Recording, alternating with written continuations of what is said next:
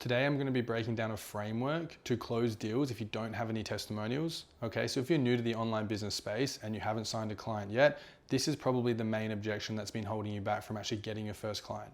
You're losing deals every single day because of this factor, and it is very easy to overcome. So make sure you watch this entire video, because at the end I'm going to break down the reframe necessary to get the deal done on the call. Okay, so let's dive straight in and get into it.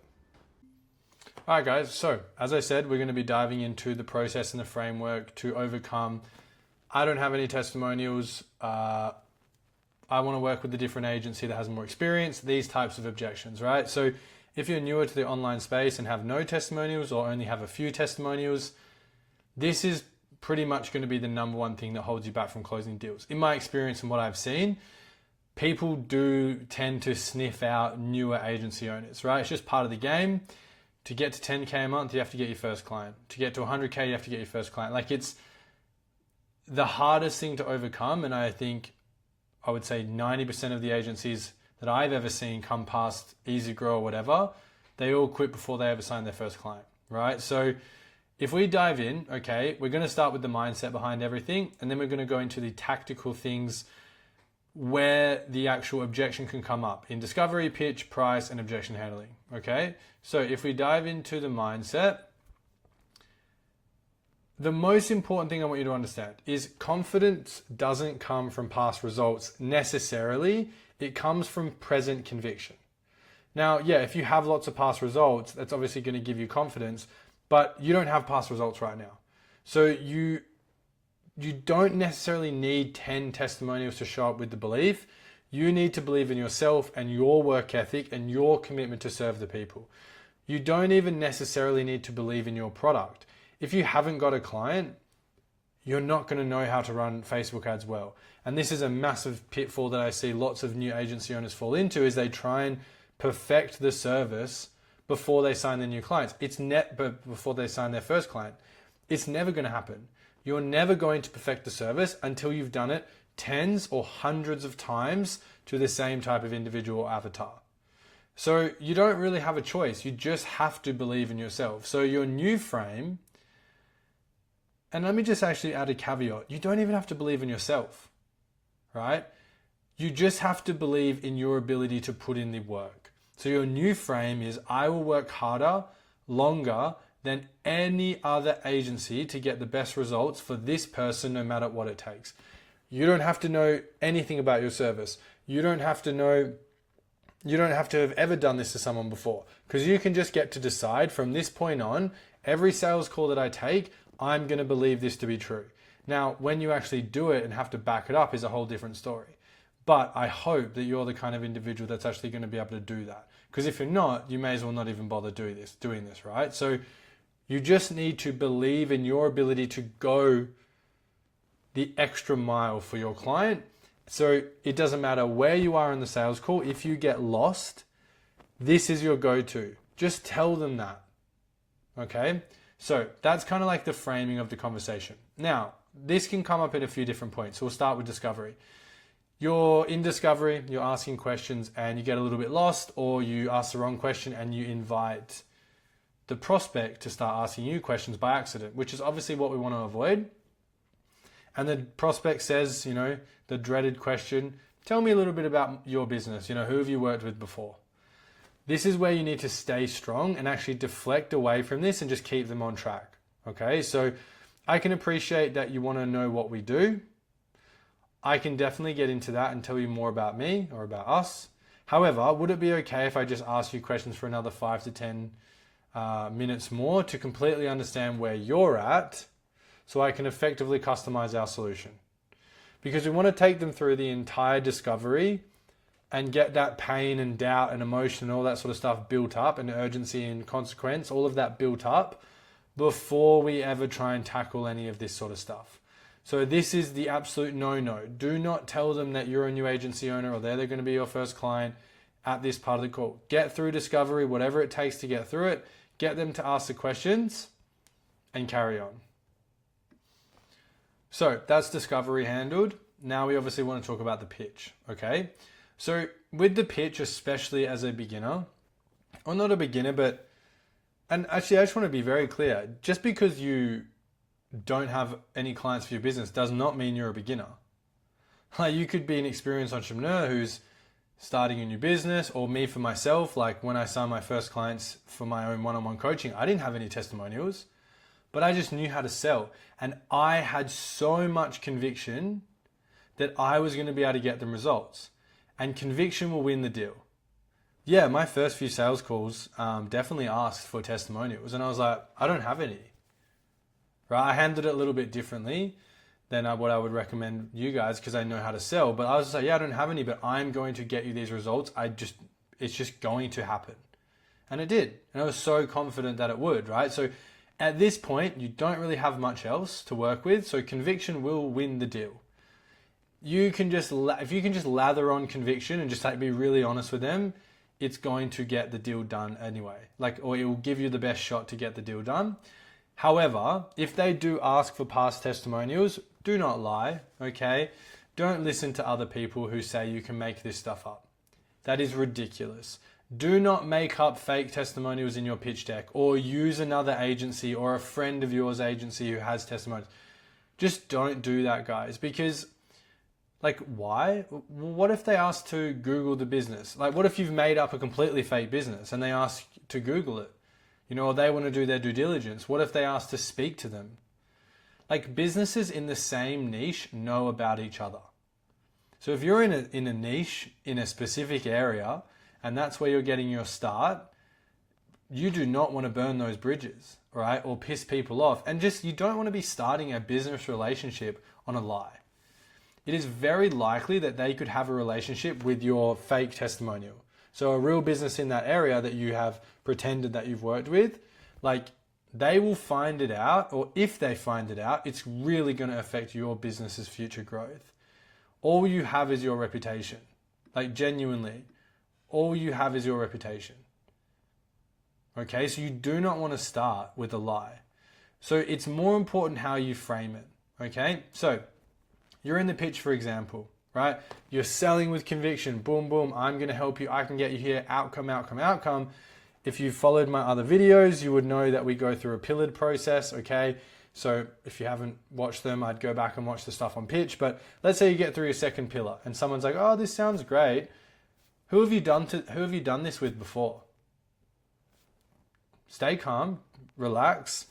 Don't get, rigid and nervous, and don't lie. Firstly, I would be like, is there any particular reason that you would want to kind of know about any past clients that I've worked with, anything not making sense? Then we'll be like, oh no, I'm just kind of curious. This is what you say. Look, John, you'd actually be one of the first clients I will take through this process directly, which is exactly why I'm going to treat your success like it's my own. My goal is to get you an incredible result and a powerful testimonial so I'll be going above and beyond every step of the way. Would you be open to working with me and allowing me to put in the work for you? So we're basically just being super honest. We're framing it in his best interest, and we're also asking for just a little bit of buy-in from him, that he would at least be open to the idea of you working with him, and given the fact you've never worked with someone before. Super crucial that you get them to say, yeah, I think it would be okay, or yeah, I guess so. You're not looking... Don't expect a hard, oh, absolutely, I'm so happy that you've never worked with someone before, but you need to get them to agree, right? It's like everything. You need to get a little bit of buy-in from the prospect, okay? So if it comes up in the pitch, that is what you do. Now, that is not going to that's not handling the objection, right? That is just framing the rest of the conversation and just getting a little bit of emotional buy-in from the person, okay? So now we come to the price part of the call. Don't go for a free trial, okay? If you're new to this, don't just go for a free trial first, okay? And I'll explain why in a second. Because there will be no commitment from the prospect to do anything. You may want to just get a case study from them. However, from experience, free trial clients are so hard to actually get results for because they are not committed. Despite what Hormozi says, okay? And just one thing before I expand on all of this, you can always keep the free trial in your back pocket in objection handling as the ultimate downsell or a risk mitigator. but lead with an upfront investment. Have a little bit of confidence. Have a bit of confidence in yourself to just lead with the price. Because worst case scenario, you deliver the price, they say no. You haven't worked with someone before. You say, how about we do a trial? They say yes. Boom. You still have to get them to spend money on the ad spend. If you're, or AI, whatever, software, like they're going to have to spend some money. So may as well go with all of the money, Okay, so like free trial clients, as I said from my experience, all the clients I have on the one-on-one side, every single one of them who worked with free trial clients just pretty much almost didn't get any results from them. One example, one of probably my first clients, she worked on free trials before we started working together. I don't think she got any testimonials. If she might have got one, but it was pretty average. Any testimonials from those free trial clients because they have no incentive to actually give her access to ad stuff, give her information or graphics or whatever about the business because they just don't care. You're just like a random kid on the internet who's doing it for them, right? The first paid client she got was her first testimonial because that person's committed, right? So yes, you want to obviously do stuff for free in the beginning, but free can also mean $100 or $200 dollars down, and I'll get to that in a second.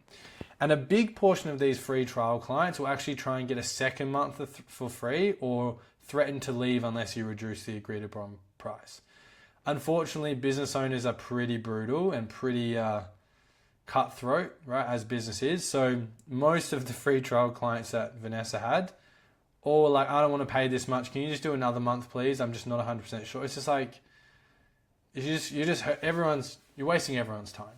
Okay, so go for the investment up front. Who knows, man? They might, what if they do pay it? Right, and now you've got a paid client.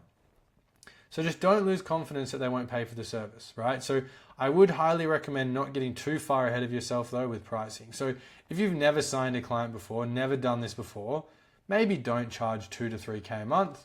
Okay, maybe just an idea. Maybe start with 500 to a K a month, right? But just deliver the price like normal and with confidence. That's the best thing that you can do. Now, last thing, we get to objection handling, right? So this is where you don't have any experience or I want to see testimonials doesn't just become a question, it becomes an objection.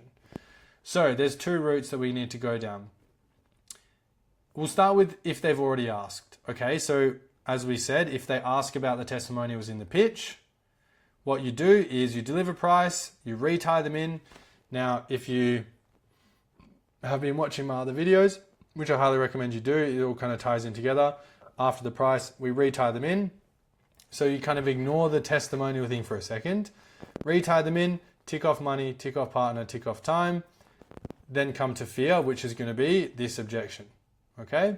Now, if they haven't brought it up yet, if they haven't asked for a testimonial yet and they bring it up post-price, for example, they're like, oh yeah, it's the $800 a month sounds good. Do you have any testimonials I could see before I say yes? Retie them in, tick off money, time, and partner. Okay, and then you deliver the same statement that you would actually be one of the first clients I walked through this process directly.